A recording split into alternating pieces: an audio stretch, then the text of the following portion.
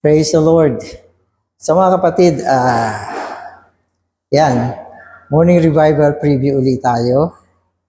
At ang schedule natin ngayon ay week 1, day 4. So ito ay pagpapatuloy ng ating topic, the crucial aspects of Matthew 5 through 7. At ang topic natin this week, medyo mahaba siya, the blessedness of being poor in spirit and pure in heart, that we may be under Christ's heavenly ruling as our new King, and that we may see God to express Him in His life and represent Him with His authority. So yan ang topic natin for this week. So ngayon ay week 1, day 4. Babasahin ko na yung mga Bible verses natin. Psalm 119, 140. Your word is very pure, and your servant loves it. Wow. Kahapon, in-speak natin yung topic na pure in heart. Pure in heart. So, pwedeng mangyari na hindi ka pure o hindi ako pure. Pero sinasabi rito, your word, okay, is very pure. Your word is very pure. Hindi ako pure. Pero ang word ay pure. Anong gagawin ko? Pupunta ako sa word to purify me. So wag mong i-accept na, Panginoon, sorry, hindi ako pure. Aalis na lang ako. So hindi ganoon. Hindi ako pure. Panginoon, pupunta ako sa pure word. Upang ang word ay ma-purify ako. Pero kung gusto mo naman na hindi ka pure, huwag ka pumunta sa word. Maski na pure ka ngayon, hindi ka na pumupunta sa word, mai-impure ka rin. Kaya ano ang dahilan ng pagiging pure? Ano ang dahilan? The word. The word. Ang linaw nito. Amen. Holding the head, out from whom all the body, being richly supplied and knit together by means of the joints and sinews, grows with the growth of God. Amen. Amen. So dito sinasabi na panghawakan natin ang ulo. At mula dito ay nanggagaling ang mayamang tustos upang tayo ay mapagsama-sama. No? At ito ay sa pamamagitan ng mga kasukasuan, sinus, yung mga utak sa loob ng buto. Grows with the growth of God. At pinakikita rito na pag binanggit natin ang grows, ay grows with the growth of God. Ang paglago ay ang paglago ng Diyos tungo sa loob natin. Lumalago ka ba? Lumalago ka ba? Depende kung ang Diyos sa loob mo ay lumalago. Kung hindi lumalago ang Diyos sa loob mo, hindi ka lumalago. Amen. At ang paglago ay sa pamamagitan ng tustos ng buhay. The world is very mixed. The world is very mixed. Amen. But God's word of reality sanctifies us and makes us pure. So ang word, hindi kanya ipupurify. Kasi ang word mismo ay mixed. Halo-halo, impure siya. Wala siyang kapangyarihan upang tayo ay gawing pure. So hindi kayang gawin ng sanlibutan yan. Kaya pwede natin sabihin, kapag ang isang tao ay makasanlibutan, lalo siyang impure. Kailangan iwanan mo ang mga makasanlibutang bagay at bumaling ka sa salita. Amen. Amen. Amen. So the more a person is in the Word of God, the purer he becomes. A man who is not in God's Word, but is in the world, is complicated and impure. However, if we make God's word within, if we have God's word within, this word with God's reality will do a sanctifying work within us to separate us unto God, thus making us pure. The word of reality sanctifies us and delivers us from the mixed-up world, turning us back to the purity in God. Amen. So, dalawang bagay ang contrast dito. Yung world na mix at nagiging sanhi upang tayo ay maging impure. Yung isa naman ay word. Ang word naman ay pure. At nandiyan dyan ang realidad ng Diyos. No, kaya kung ang isang tao ay nasa sanlibutan, no, siya ay alipin ng sanlibutan, magiging impure siya. At kung siya naman ay nananatili sa salita, siya ay mapapabanal, maibubukod, at mapapadalisay. Alam niyo ba kung paano nangyayari yan? Ito kasi ay batay sa paliwanag natin. Sinasabi natin, ang pure ay yung puso na ang gusto lang niya ay ang Diyos. Ang mahal niya ay ang Diyos. Siya ay naaakit sa Diyos. At Diyos lang ang gusto niyang matamo. So yan ang pure. No? Ang pure ay Diyos lang ang gusto niya. Subalit, ang ginagawa ni Satanas upang ma-damage tayo, ginagamit niya ang mga bagay ng sanlibutan upang akitin ang ating mga puso. Maganda ang mga bagay sa sanlibutan. Kaakit-akit, kahali-halina, nakakaaliw. Kaya dahil diyan, pwede na ang puso ng tao maibaling sa sanlibutan mula sa Diyos. At pag naibaling siya sa sanlibutan, hindi na siya pure. Impure na siya. Kasi yun ng sanlibutan ang nakakaaliw sa kanya, ang gusto niya, ang nakakaakit sa kanya, at sa kalaunan, yun na rin yung mahal niya. Pure ka pa ba niyan? Hindi na. Sapagkat ikaw ay naakit na, naging alipin ng sanlibutan. Kaya ang direksyon ng puso mo ay naka-direksyon na sa sanlibutan. Pero paano mo padadalisayin ang ganyang uri ng puso? Kailangan ibaling mo siya sa salita. Araw-araw, mag-pray read ka. Araw-araw, gamitin mo yung salita upang sa pamamagitan ng salita mahugasan ka ng mga makasanlibutang bagay, mga impurities. At kapag ganyan, unti-unti napapadali sa yung puso mo uli. Na ibabalikan niya sa Diyos, nawawala ang mga makasanlibutang bagay, at ito ay nahahalinhan ng mga bagay ng Diyos at ng Diyos mismo. So, di ba ganon? Ganyan yun. Amen. Spiritual progress is the increase of the element of God in us.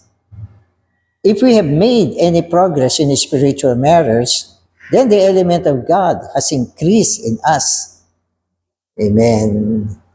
So malinaw yung binasa natin kaninang verse na ang paglago ay ang paglago ng Diyos, ang pagdami ng Diyos sa loob natin. So yan ang sinasabi nating spiritual progress. Dapat bawat believer may progress May progress. Hindi pwede naligtas ka na, isang taon na nakakaraan, wala ka pang progreso. 2 taon na, wala pa. Ikaw at ikaw pa rin.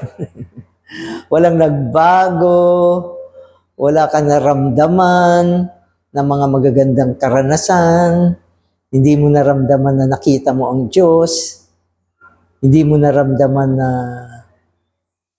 inakit ka ng Diyos, hindi mo naramdaman na nakita mo siya o gusto mo siyang makita, hindi mo naramdaman na minahal mo siya, pinaglingkuran mo siya, walang progress yung life mo. Ang pwede mo lang sabihin, 2 years na akong saved, mga kapatid, 2 years, ang tagal na niyan. Ikaw, 1 year pa lang, ay, ako 2 years na. Ikaw, 2 months, 2 years na ako. Ipagmamalaki mo ba yung 2 years? Kung hindi ka naman nag-progress? Hindi. Kailangan tinutubos natin ang mga oras upang dumulog sa salita, basa dalangin, at sapagat ang Diyos ay naisakatawan sa salita. Sa panahon na pumupunta ka sa salita, sa dalisay na salita ng Diyos, na mayroong reality ng Diyos, dinadala niya ang Diyos sa atin, ang elemento ng Diyos. At ito ay nagbubunga ng paglago ng buhay. Kaya araw-araw, kailangan natin ng pagdulog sa salita para sa pagpapadalisay. Amen. God's goal is for men to become His vessels. As long as we are occupied by something other than God, as long as we do not yield to the proper place to God, we are fallen. Amen. So ito ay isang warning na hindi ka nagpapaubaya sa Diyos at hindi ka nagtutungo sa lugar na kung saan ang Diyos mismo at ang iyong sisidlan bilang isang sisidlan ng Diyos ay hindi na idadagdag sa iyong sisidlan ang elemento ng Diyos.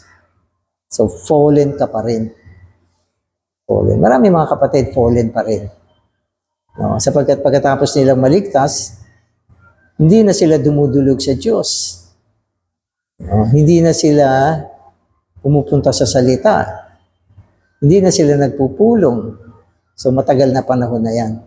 At wag mo nang pilitin maging fallen ka. Dahil sa condition mo, talagang wala kang choice magiging fallen ka. At kung anong ginagawa ng mga tao sa sanlibutan, yun na rin yung ginagawa mo. Kung ano yung sinasalita nila, yun na rin ang sinasalita mo. Kung ano yung gusto nilang puntahan, yun din ang gusto mong puntahan. Ano sila? Fallen. Ikaw, fallen din. Kasi wala nang pinagkaiba eh. Ano dahilan? Sapagkat nawala ang purity. Nawala ang purity. Sa mga kapatid, pwede ko sabihin, pag nawala ka sa salita, babagsak ka sa sanlibutan. Subalit pag nanatili ka sa salita, makakatakas ka sa mga makasanlibutang bagay. Hindi ka kailangan mag-effort. Kung sabihin na mula ngayon, 2026, hindi na ako magiging sanlibutan. Hindi ko natatakakin yung landas na yan. Yan ang akala mo. Huwag kang gumawa ng ganyang mga setup. Ang sabihin mo, itong 2026, araw-araw, pupunta ako sa salita. Magbabasa, dalangin ako sa salita. Gigising ako ng maaga, magbabasa, magdadalangin. So yan ang mas mainam, solido yan. Kesa sasabihin mo na hindi ka na maging makasanlibutan, hindi solid yung ganyan. Amen. Kaya yung mga taga-Thessalonica ang ganda nung sinabi ni Paul how you turn to God from idols. Hindi niya sinabing, turn from idols to God. Iba yun. Iba yun. Di ba? Ang turn to God is to turn to the Word. Okay? And then eventually, when you turn to God, you turn from idols. So, ang mga bagay ng sanlibutan ay mga Diyos-Diyosan. Amen. So, sabi dito, though Solomon asked only for wisdom, God gave him, in addition to wisdom, also a large heart. 1 Kings 4:29 says, God gave Solomon wisdom and very much understanding and largeness of heart, even as the sun that is on the seashore. Wow. Wow. Kasi si Solomon, pag binasa mo tong part ng Biblia, tinanong siya ng Diyos, anong gusto mong ibigay ko sa iyo? Anong gusto mong ibigay ko sa iyo? Karaniwan, pag tinanong tayo ng ganyan ng Diyos, marami sasabihin nila, Panginoon, salapi, kayamanan, long life, good health, magandang kapaligiran. Sabagat tayo ay materialistic. Materialistic tayo, aminin natin. At ito ay na-constitute yung mga ganyan desires sa atin. Maliban na lang kung na-transform ka na. Subalit si Solomon, iba. Isang bagong hari. Isang batang hari na nailuklok. Walang alam. Walang alam. Kaya nung tanungin siya ng Panginoon, wala siyang paki sa long life. No, wala siyang paki sa good health o sa mga ginto, salapi. Ang gusto niya, karunungan. Karunungan upang mapamahalaan niya ang bayan ng Diyos. Kaya natuwa ang Diyos sa kanya. Natuwa ang Diyos sa kanya. Kaya yung hindi niya hiniling, binigay din sa kanya. Binigyan siya ng puso na malawak. Wow! Sabi niya, ang puso mo ay kasing lawak ng mga buhangin sa dalampasigan. Ang lawak ng puso. Kaya mo ba sukatin yan? Ang ibig sabihin ng buhangin sa dalampasigan, mas malawak pa siya kaysa sa dagat. Sapagat ang boundary ng dagat ay ang dalampasigan na nakapaikot sa karagatan. So, ibig sabihin, mas malaki yung buhangin sa dalampasigan kaysa sa karagatan. Ganyan ang puso ni Solomon na binigay ng Diyos. Amen. Okay. So, it's, amen. Amen. God gave Solomon wisdom and very much understanding and largeness of heart, even as the sun that is on the seashore. It says that largeness of heart is like the sand of the seashore. A Chinese proverb speaks of the heart being as large as the capacity of the sea. But here the heart is as large as the sand on the seashore. The seashore encloses the sea. The scripture says that God has set the sand as a boundary for the sea. Therefore, Solomon's heart was larger than the sea. Anong laking puso nito? Anong laking puso? No? So, kanina ang sinasabi natin, pure heart. Ibig sabihin, ang pure heart ay condition ng puso. Kapag ang iyong puso ay pure, so meron kang pure heart. At itong puso na ito, ang reward niya ay ang makita ang Diyos. So, napakagandang puso ito. Ang gusto niya ay makita ang Diyos. At syempre, ang pinakamagandang example natin, si Mary. So, hindi natin kinakalimutan yan. Nung nabuhay na muli ang Panginoon, maga-maga, hinahanap niya ang Panginoon. Palagi ko, hindi siya nakatulog. Gustong-gusto niya makita ang Panginoon. Ang kanyang puso ay dalisay na ang kagustuhan niya ay ang makita ang Panginoon. At hindi niya alam ng umaga na yan, nabuhay na muli ang Panginoon at wala na doon sa libingan. Pero pumunta pa din siya doon. Sapagat yun ang alam niyang lugar na pwede niyang makita ang Panginoon. Eh kung libingan yan, ano ba meron dyan? Di bangkay? Saan ka ba naman makakita na hinahanap pa ang bangkay ng kanyang minamahal? Ibig sabihin, ako practical lang ako eh. Kung may isang taong mahal na mahal mo, at nailibing na, hindi mo nahahanapin yan. At matatakot ka na. Ayaw mo na rin makita. Ayaw mo rin maamoy.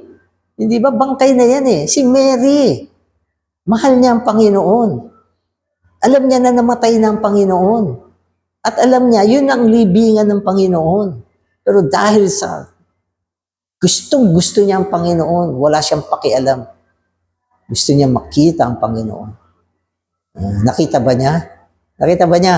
Amen. Nagpakita sa kanya. Kaya tama, di ba?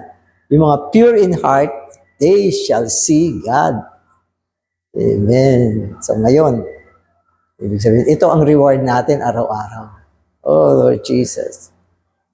Pumunta sa Panginoon, buksan ang ating spiritual na mata, ang ating puso, walang iba kundi siya lang, makikita mo siya. Amen.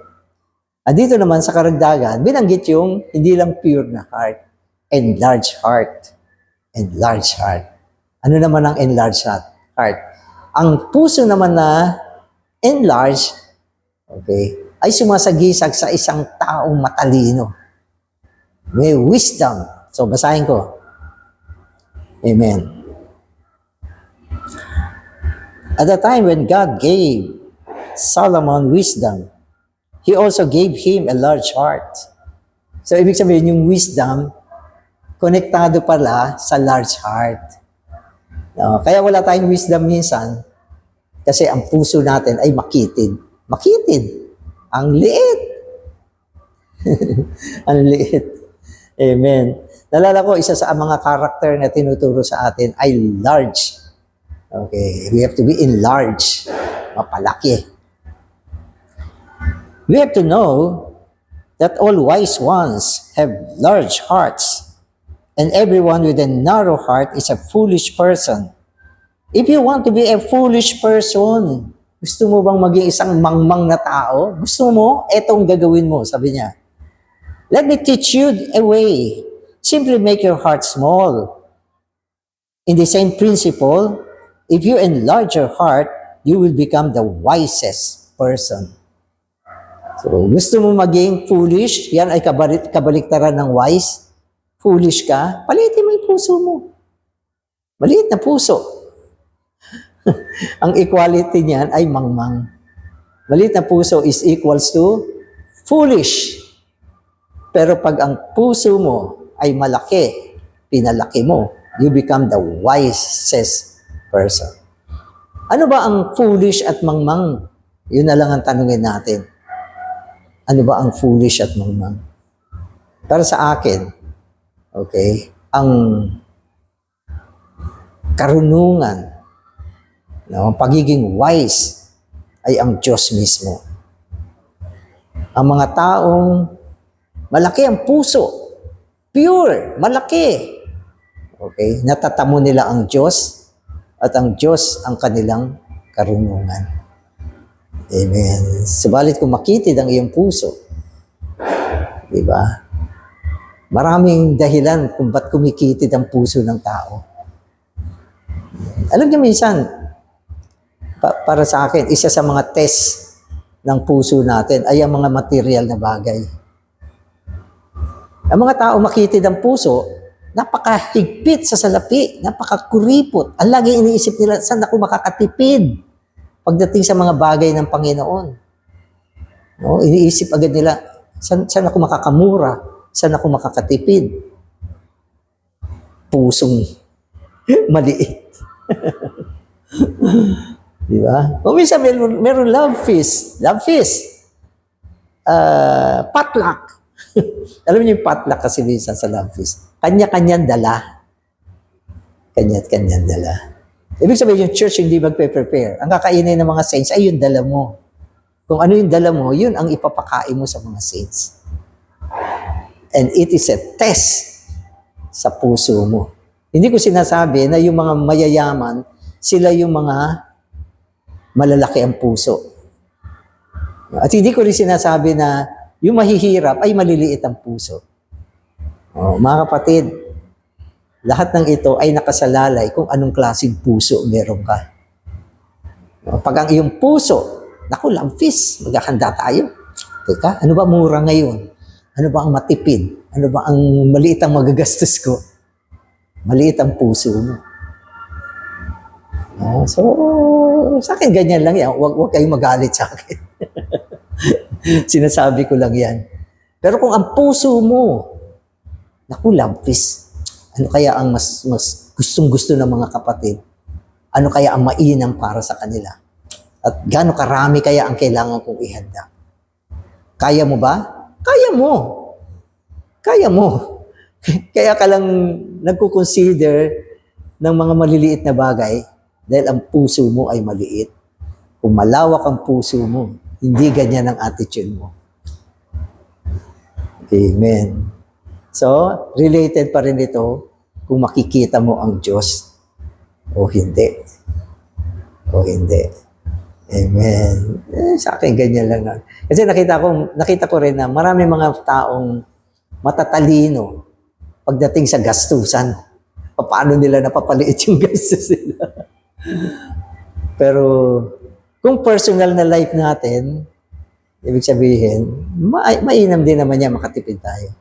Pero sa mga bagay tungkol sa Panginoon, dapat malawak ang puso mo. Si Solomon, ang kanyang puso ay para sa bayan ng Diyos. Kaya niya hiniling ang karunungan mula sa Diyos. Hindi para sa sarili niya. Bilang isang hari, kung tutusin, marami ka ng advisor na marurunong.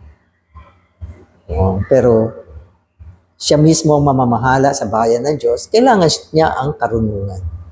At ang karunungan ay may kinalaman sa uri ng puso na meron tayo. Amen. Oh, Lord Jesus, salamat sa iyong mga salita na nagpapaalala sa amin, Panginoon, tungkol sa kondisyon ng aming mga puso. Palawakin mo ito, Panginoon. Nanawa, huwag kaming manatiling mga taong makikitid ang puso.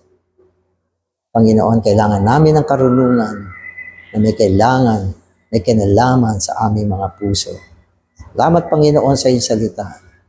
Na siya nagpapadalisay sa amin.